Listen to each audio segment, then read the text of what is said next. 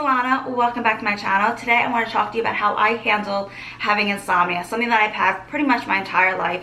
I've always been a very light sleeper. The slightest little sounds wake me up. I am lucky if I'm able to get 4 hours of sleep a night, and normally that is interrupted sleep. I'm lucky if I get an hour and a half straight without any interruptions. I'm waking up throughout the night. I have tried everything possible. I've tried having a glass of wine.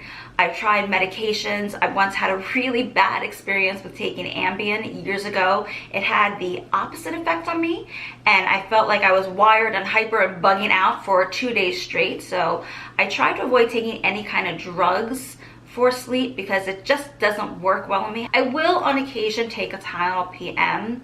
I don't really enjoy it. Every now and then, it's not that big of a deal. It helps me like knock out for the night, but I do wake up feeling like drugged and heavy and foggy headed. So here is something that I got sent to test out, and I was very skeptical about it because I've tried things so many times and they've never really worked. I actually had it on my nightstand for like 3 weeks after the sample got sent to me, avoiding taking it, wondering that I'm just gonna have a horrible night's sleep.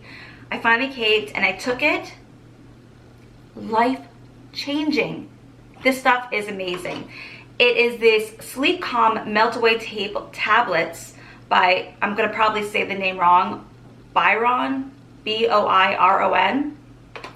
And it's an all-natural melatonin-free sleep supplement. I've tried melatonin before, and it doesn't make me feel good in my head when I wake up. I feel groggy still from it in the morning afterwards, and I still don't get a great night's sleep. But for some reason, when I take these, they come in little sheets.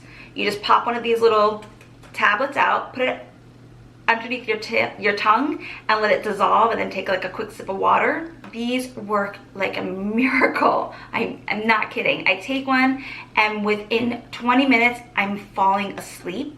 I still sometimes wake up in the middle of the night, but I'm able to fall back asleep. Depends on what time I wake up. If I wake up like around like 2 o'clock, I can fall back asleep pretty naturally on my own.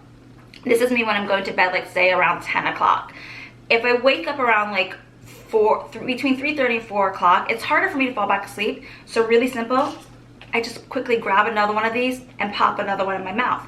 The dose is 2 tablets. I only take one at a time so that if I do need to take one again in the middle of the night, I don't feel like I'm overdoing it. Another little trick that I've learned is phone use. They say all the time, stop using your phone, don't watch TV, no tablets at bedtime because it's overstimulating.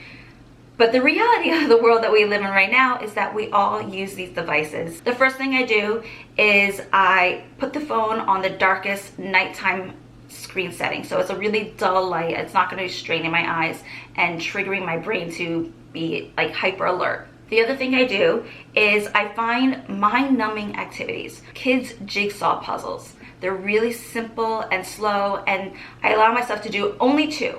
I'm very strict with myself because I need to go to sleep. I just do 2 quick jigsaw puzzles to kind of clear my mind. I don't check Facebook, Instagram, Twitter, my emails, the weather, nothing. I just do stuff to kind of clear my mind. Nothing that I need to worry about or think about for the next day, just those little puzzles. Then I also found apps that are stories. I love to read, and I used to read every night before going to bed on my Kindle.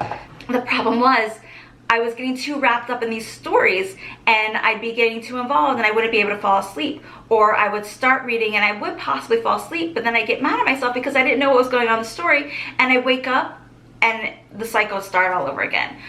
These apps that I found are for the world's worst stories. They're just terrible. They're poorly written.